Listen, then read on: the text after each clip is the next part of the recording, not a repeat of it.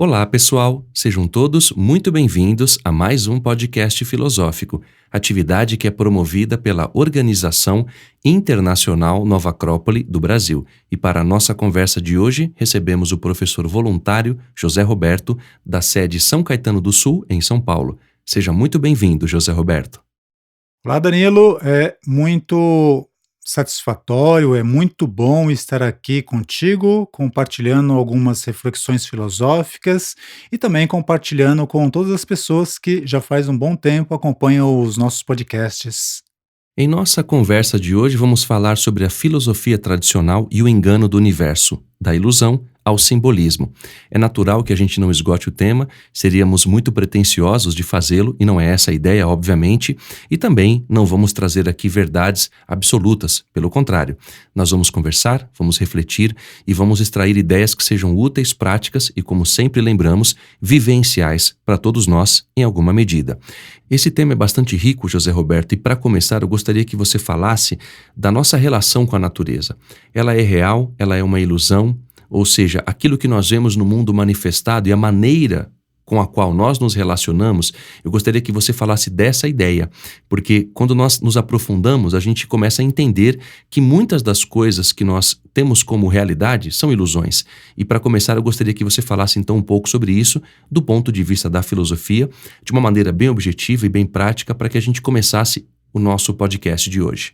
Assim, Danilo, isso mesmo, e é bem como o nosso título escolhido aí sugere, né? A natureza, o universo, eles são ilusivos, eles são enganosos. A gente já teve a oportunidade de dar até alguns exemplos sobre isso, quando a gente falou sobre a questão do indivíduo, né? A ilusão é uma necessidade de experiência, nós precisamos dessa ilusão, é uma espécie de até proteção e também um meio de nós irmos adquirindo uma consciência, uma vivência consciente do que nós precisamos desenvolver como seres humanos. A mesma questão com relação à ilusão da sociedade, né. Se nós formos principalmente levar em consideração a nossa experiência recente, parece que dentro da sociedade é cada um por si. E se não começamos a compreender, a estudar um pouco as características dessa divindade hindu, que é a deusa Maia, a deusa da ilusão, e digamos assim, como acreditavam esses antigos povos, a ela incumbia governar a ilusão, e a nós compete justamente perceber que esse é o seu trabalho, ao qual, olha, ela faz muito bem, né? E irmos superando um pouquinho, por exemplo, em sociedade, em vivência em sociedade, essa tendência ao isolamento que nós temos, que isso mais nos afasta, nos leva muitas vezes à violência, ao sentimento de solidão e leva os grupos ou as sociedades aos enfrentamentos, né? Tudo por conta do quê? Tudo por conta dessa aparência muito, muito palpável de que, em sociedade, somos cada um por si. E a ideia hoje, bom, é como você colocou, né, a gente já falou sobre isso em podcasts, né, não esgotamos o tema, lógico, precisaríamos de muito mais reflexões filosóficas e até experiência humana propriamente dito, para que a gente pudesse falar um pouco mais, mas já é um convite para as pessoas refletirem um pouco mais, né, ou buscar aí a referência de todos os grandes filósofos, que todos eles falaram sobre essa questão do que nós temos que alimentar em nós mesmos para irmos compreendendo a natureza dessas ilusões. Todos nós nos perguntamos, José Roberto, em relação ao nosso papel no mundo. Isso é algo que, de um modo geral, toda a humanidade, em algum momento da sua existência, vai se perguntar por isso. O que estou fazendo aqui? Qual o meu papel no mundo? Em que eu posso contribuir para os demais? Ninguém quer se sentir sozinho, desamparado, esquecido. Então é uma questão que é inerente a toda a humanidade. Agora vem uma reflexão profunda, porque quando a gente pensa nesse sentido de qual o nosso lugar na vida, a gente relaciona com uma função social, do ponto de vista de um emprego, de algo que a gente vai fazer materialmente falando, e isso é importante, claro, mas a questão aqui vai além disso, ou seja, qual o nosso papel no mundo, no universo, no cosmos, o que a gente tem para aprender como ser humano, para oferecer como ser humano a todos os nossos semelhantes, à natureza, à vida, aos deuses, a Deus, enfim. É uma questão que Quando nos aprofundamos em relação a ela, isso nos leva a um entendimento maior de nós mesmos, do que estamos fazendo aqui na Terra e qual o nosso papel enquanto seres humanos. Por isso eu gostaria que você falasse um pouco mais sobre essa ideia, trazendo reflexões práticas para a gente trazer para a nossa vida de uma maneira mais objetiva e concreta também. Danilo, se a gente pudesse, vamos dizer, construir um pequeno mito que fale sobre a deusa Maia, né, como a gente fez num outro podcast, uma alegoria, na verdade, para a gente entender, né, que quando os deuses criaram as almas humanas, muito jovens e muito tenras, né, isso é uma síntese do que a gente acaba encontrando em todas as considerações dos antigos povos, né, eles concebiam a vida assim, as almas humanas como criação dos deuses, e que em algum momento os deuses se afastaram dessas jovens almas para que elas tivessem as suas próprias experiências, pudessem crescer como entes luminosos e ocupar o seu próprio lugar no céu, digamos assim. Mas incumbiram a deusa Maia de ficar, então, velando por essas crianças, né? E ela já sabia que iam lhe dar muito trabalho, mas que talvez, né, num mundo onde só havia luz, não fossem perceber a realidade da vida. Então, ela tirou os seus véus e foi jogando os seus véus para construir um ambiente mais saudável para o desenvolvimento dessas jovens almas luminosas. Então, com um dos seus véus, ela criou, por exemplo, o universo. Com outro dos seus véus, ela teria criado o planeta Terra. Com outros véus, ela criou o reino mineral, o reino vegetal, o reino animal. Com outros dos seus véus, ela deu os corpos a essas jovens crianças, né? Assim teria surgido esse mundo ilusório, coberto por véus, que quando esses véus são retirados, né, o que se tem é a luminosidade, a luz própria do mundo dos deuses. E o ser humano também, por conta desses véus, né, ele se relaciona, ele precisa desses véus para se relacionar com esse mundo onde individualmente, coletivamente, no decorrer da história, ele vai ensaiando essa capacidade de aprofundar cada vez mais a sua visão da realidade. Então, nós podemos dizer, né, Danilo, male aí, apressadamente, como explicado nessa alegoria, que o sentido da vida humana é nós irmos descobrindo quais são os valores que cada vez mais faz com que nós tomemos contato com o que dentro de nós é luz, com o que dentro de nós é calor, para que a gente vá pouco a pouco retirando esses véus que cobrem os nossos olhos, que é a única maneira de nós irmos também aprofundando e vendo o que existe por trás desses véus que cobre a natureza. Então, a ilusão, né, Danilo? Veja bem, quando dizemos que o universo é um engano, não é uma malícia da deusa Maia, é um instrumento pedagógico. Porque assim a alma ela vai crescendo, a alma humana ela vai crescendo, ela vai por si própria desenvolvendo os seus valores e vai então percebendo que a natureza ela tem um aspecto ilusivo e tem um aspecto muito mais profundo, que seria justamente o local de onde essa própria alma derivou ou saiu. E não é tão estranho não, né, Danilo, porque Platão ele tem um mito, né, que é o mito dos cavalos alados, onde, de uma maneira muito mais bela e platônica, ele diz a mesma coisa, né? E, de certa maneira, todas as grandes culturas, todas as grandes mitologias buscavam direcionar todos os esforços sociais para que o indivíduo, socialmente falando, coletivamente falando, mas também individualmente, tivesse a oportunidade de ir percebendo qual é o sentido da vida, qual é a direção da vida, o que é que ele tem que descobrir a respeito de si mesmo, qual é a maneira que ele tem que ir construindo os seus elos de convivência com as demais pessoas para, através dessa união de esforços, com muito menos pesar, com muito menos dores, ele vai descobrindo o que existe por trás da ilusão de Maia. Agora, falando sobre a maneira como a gente vê as coisas, José Roberto, a questão que eu vou lhe fazer vai nesse sentido. Quando o nosso enfoque ele é mais material ou mais racional, isso acaba, às vezes, limitando a profundidade das coisas. É natural que a gente tenha que olhar para as coisas concretamente, e não estou falando isso em detrimento do material, ou seja, o espiritual em detrimento do material. Mas, por exemplo, quando a gente fala de uma obra de arte, se você vai tentar explicá-la através de ideias racionais e concretas, a pessoa que está contemplando aquela arte não vai entender aquilo, tecnicamente falando. Se eu uso temas ou termos rebuscados, melhor dizendo, a pessoa não vai entender nada. Agora, intuitivamente, ela bate o olho em uma obra de arte ou em uma música e ela sente aquilo, ou seja, a relação é diferente. Portanto, a nossa visão em relação ao universo também pode ter essa dualidade, esse aspecto. Eu gostaria que você falasse sobre isso, porque há uma visão simbólica do universo mais profunda e uma mais racional ou científica, digamos assim. Eu gostaria que você falasse sobre esses dois pontos de vista para que a gente refletisse um pouco mais filosoficamente sobre eles. Sim, Danilo, a nossa maneira racionalista de ver a natureza, né, ela acabou criando um distanciamento, né?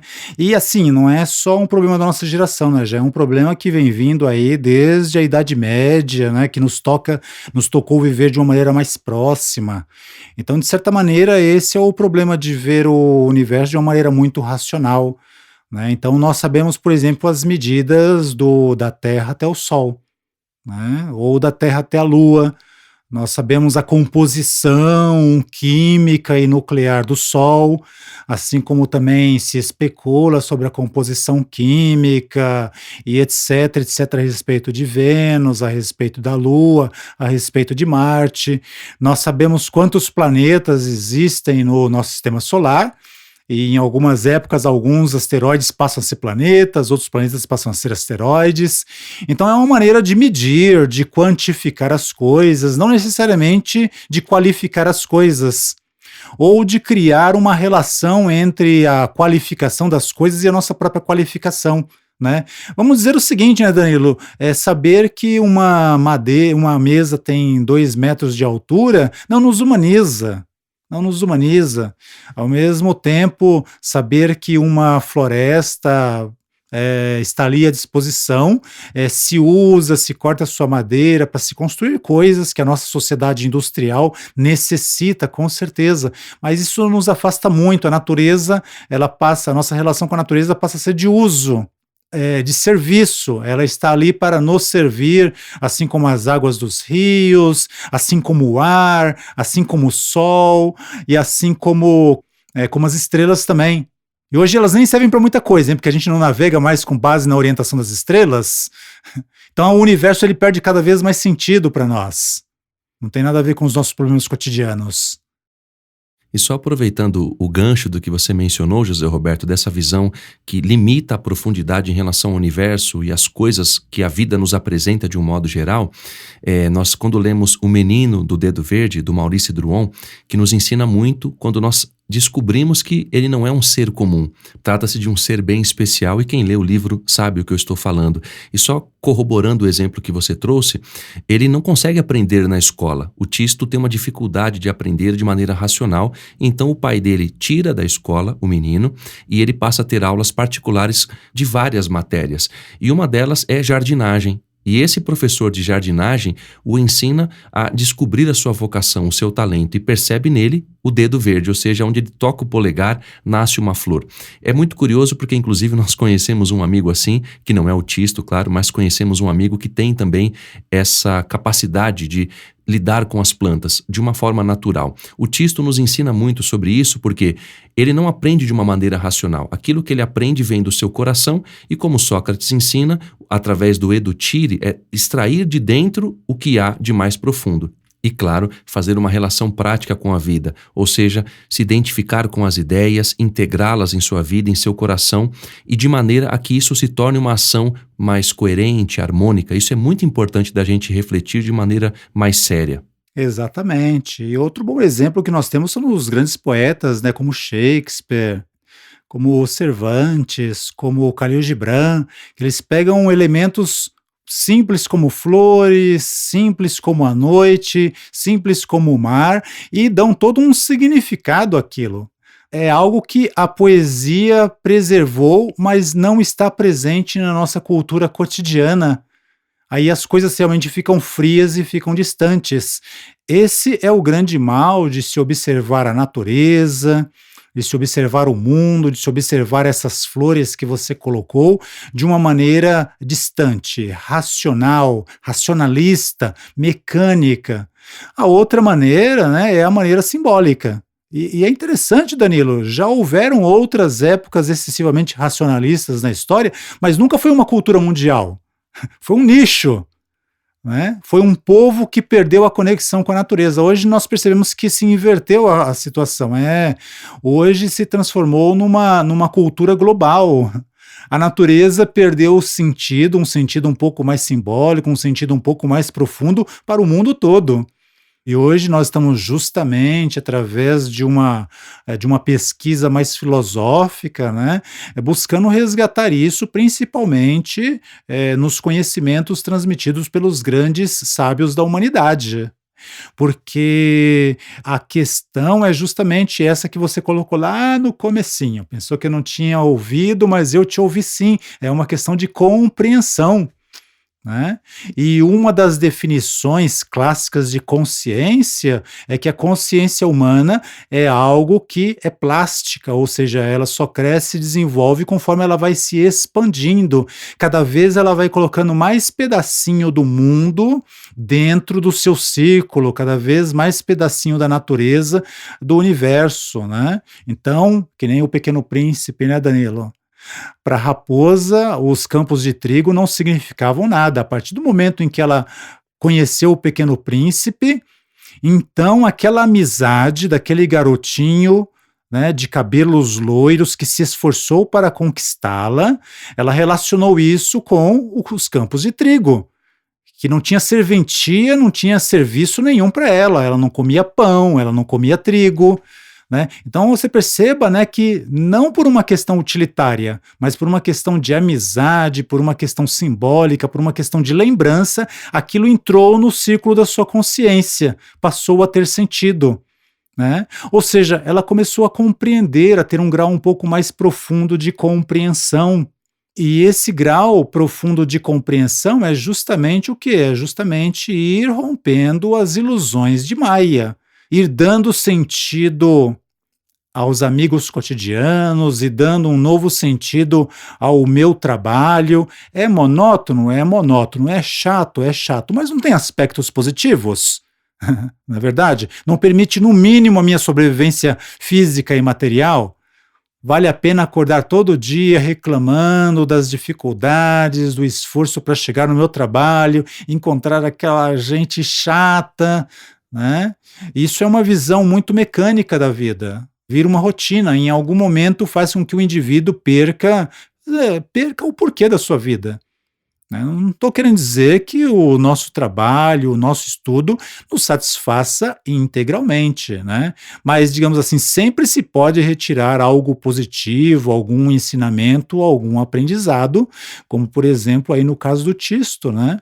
Ele não via sentido naquelas coisas frias que lhe eram apresentadas, mas quando alguém lhe mostrou a vida através das flores, pronto, usou aquilo como um vínculo de consciência para ampliar a sua compreensão, ampliar o seu conhecimento, ampliar a sua própria consciência, e isso é uma experiência maravilhosa, como dizem e ensinam esses grandes sábios, né? Não sei, vamos ver, estamos aprendendo isso, né? É um aprendizado com conquistas cotidianas.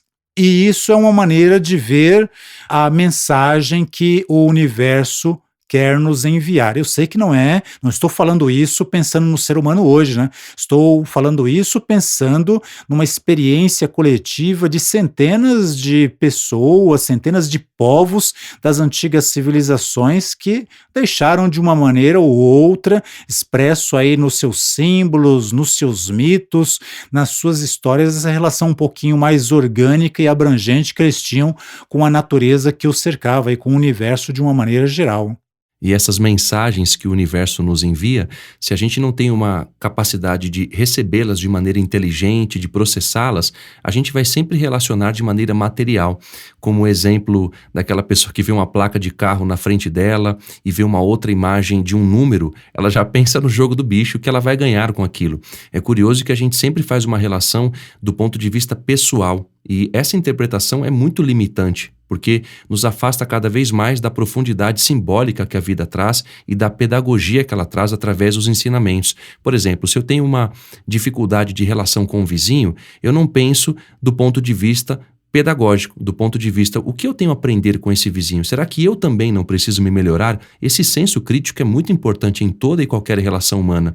Então, se eu não tenho essa visão, eu mudo de lugar. E nunca vou aprender com pessoas que são semelhantes a esse vizinho, que para mim é um problema. E dessa maneira eu posso encarar as coisas como algo ruim para mim, como um ser humano, ou como tudo benéfico para mim, sem nenhuma graduação, sem nenhuma coloração de consciência em relação às coisas. Ou é 8 ou 80, como a gente costuma dizer no linguajar popular. Danilo, é como a gente sabe que quem acompanha os nossos podcasts, né, são pessoas que já têm essa inquietação, porque é como você colocou, a maioria das pessoas não tem essa reflexão. Você em algum momento falou que todo ser humano ele tem essa aspiração. Eu diria que todo ser humano ele tem esse potencial, né? O idealista não, o idealista ele já tem uma certa inquietação que às vezes ele não sabe nem como traduzir em palavras. Ele sente algo, ele pensa muitas coisas.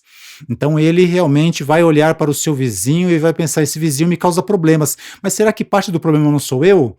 Né? Talvez ele decida se mudar de casa, talvez não, né? Talvez ele aprofunde um pouquinho mais esse conhecimento, esse autoconhecimento, para que ele possa, digamos assim, pelo menos em tese, né, pensar assim, olha, é uma ilusão essa separação entre as pessoas, tá? Eu tenho uma dificuldade com essa pessoa que por enquanto eu não consigo traduzir, mas eu vou compensar isso com uma construção de outros elos, né? Percebe isso? É não fechar a porta, mas é sempre ir contemplando outras alternativas, porque se a gente fecha a porta, a gente vai ficando no isolamento.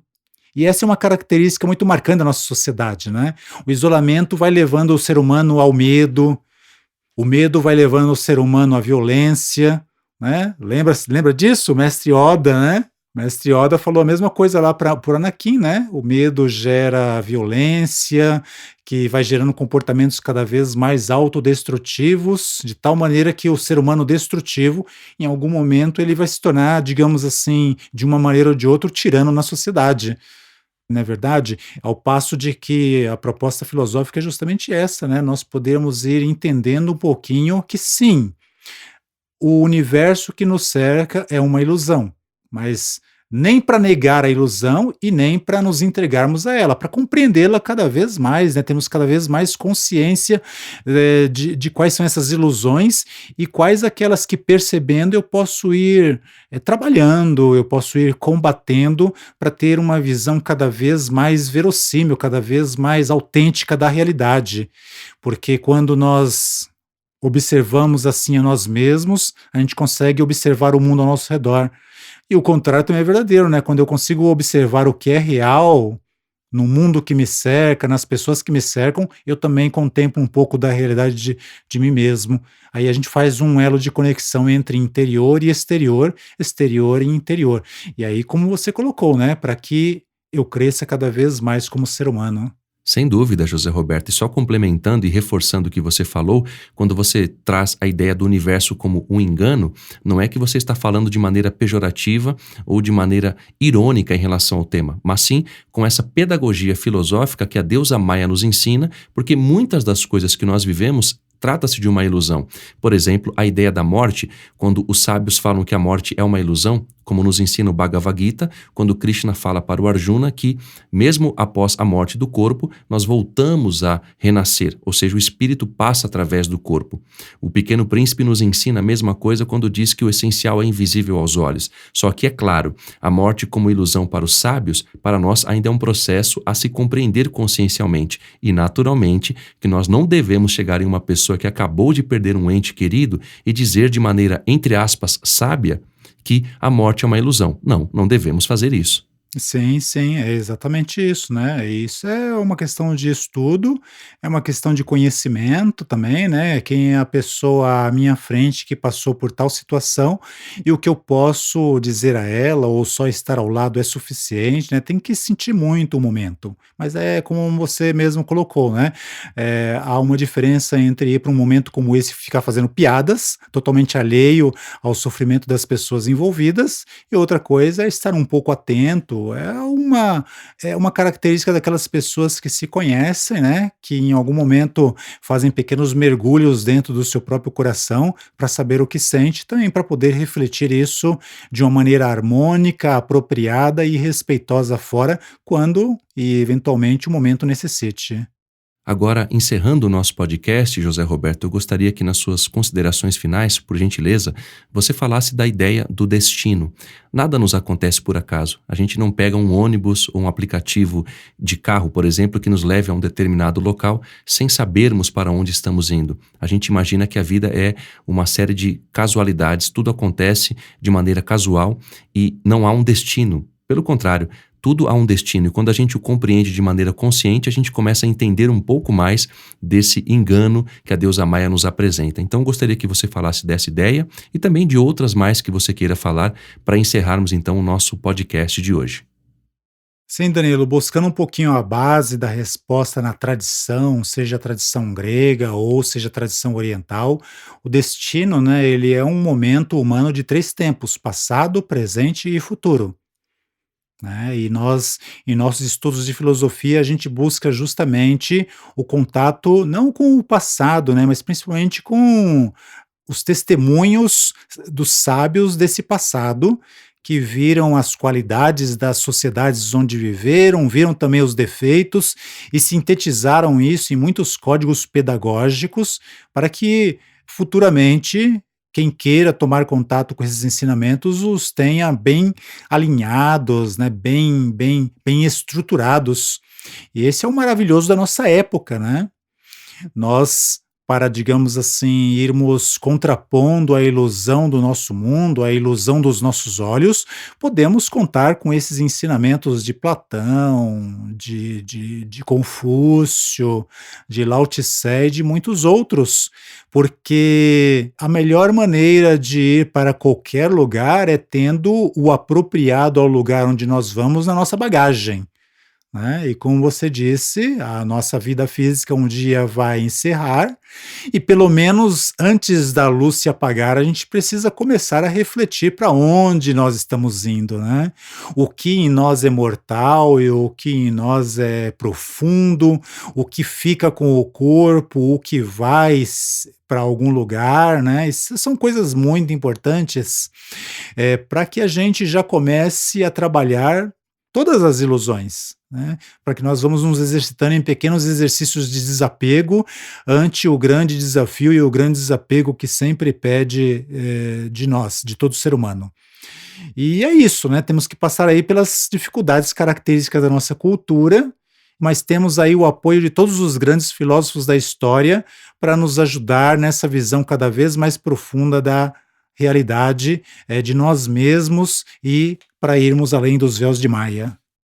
José Roberto, muito obrigado pela sua presença. Dessa maneira encerramos então o nosso podcast, claro, lhe agradecendo e desejando que seja sempre muito bem-vindo.